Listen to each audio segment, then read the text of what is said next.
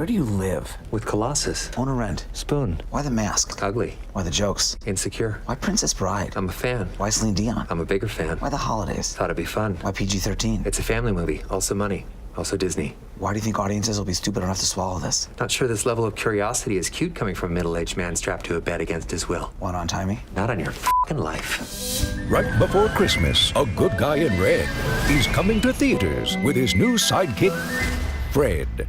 Why am I here? So I could read you the story of Deadpool 2, filtered through the prism of childlike innocence. It's safe for grandmas I loved your working up. and approved for teens.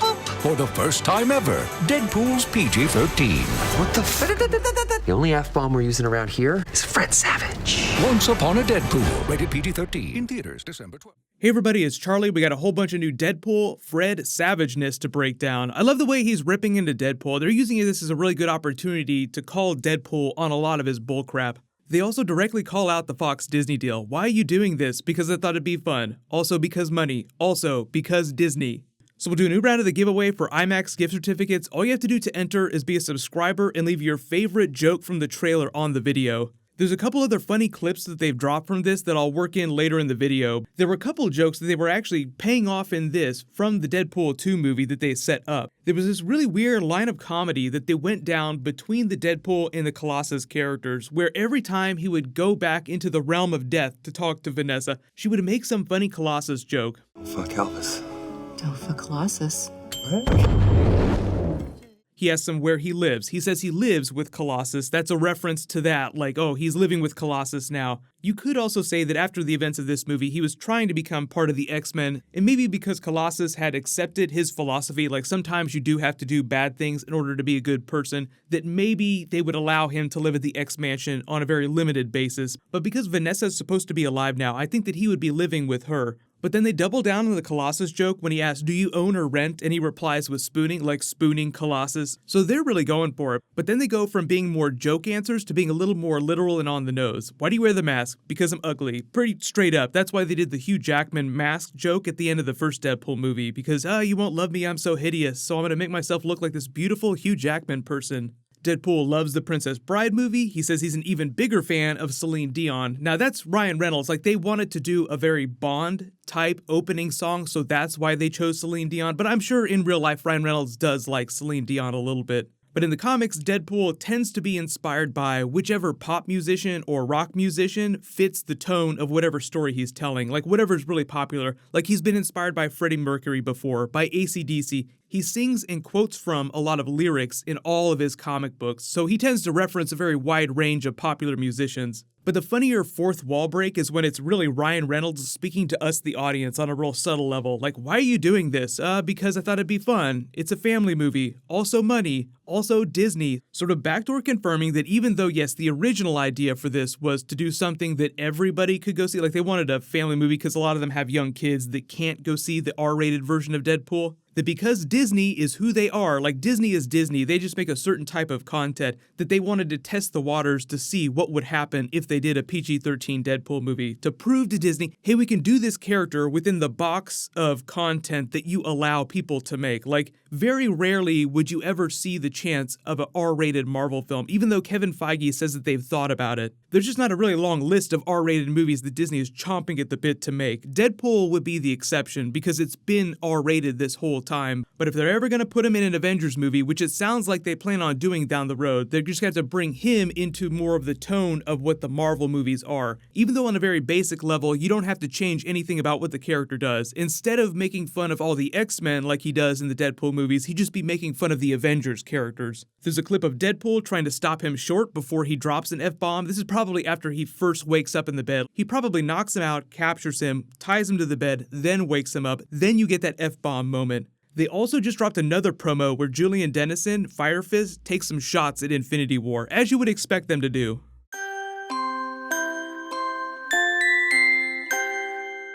Once upon a time, there was a Kiwi superstar called Julian Dennison, the star of Deadpool 2, 2018's best superhero film. Nobody died at the end of that one.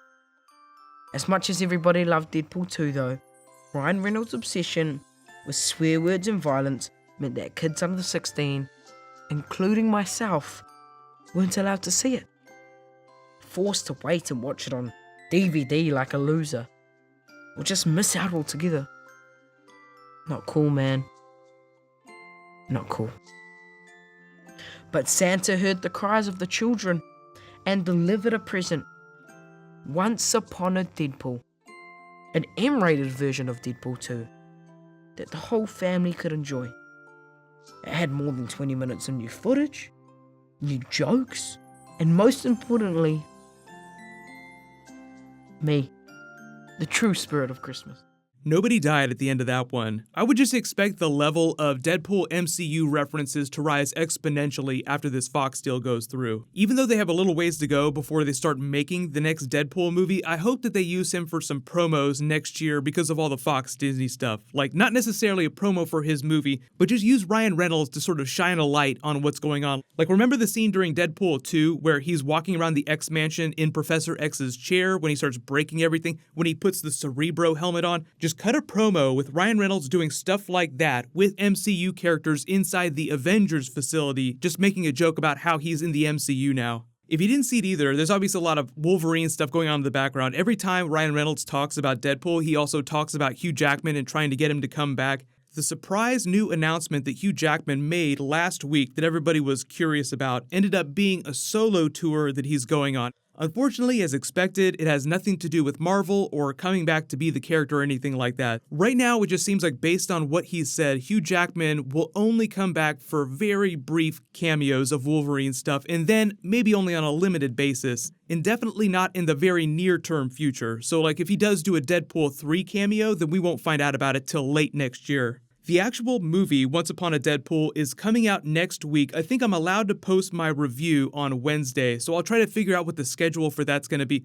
Like Julian Dennison said in that promo, there'll be more than 20 minutes of new footage, so I will do an Easter egg video, new post-credit scenes, anything that they attach to it. I haven't seen the movie yet, but I'll be seeing it in the next couple of days. Most of that new 20 minutes of footage that Fire Fist mentions is probably a combination of the Fred Savage scenes with him just ripping into Deadpool and calling him on all his crap, or alternate takes that we didn't see during the movie or during the super duper cut that they released on home video, where he's making the up joke about the old woman potentially dying. Don't get too attached. There were actually a number of deleted post-credit scenes, like a couple of alternate X-Force scenes with like an alternate team at the end of the movie that they said that they dropped, so who knows if they'll ever work that into any of the releases. But because of what they're doing with The Princess Bride and cutting out some of the more WTF graphic stuff, I'm hoping that they altered some of the post-credit scenes as well, so maybe we'll get a new post-credit scene. Speaking of which, there's also a whole bunch of Venom Blu-ray deleted scenes and post-credits and all that stuff dropping next week, so I will be doing videos for that, but obviously that'll all be separate stuff.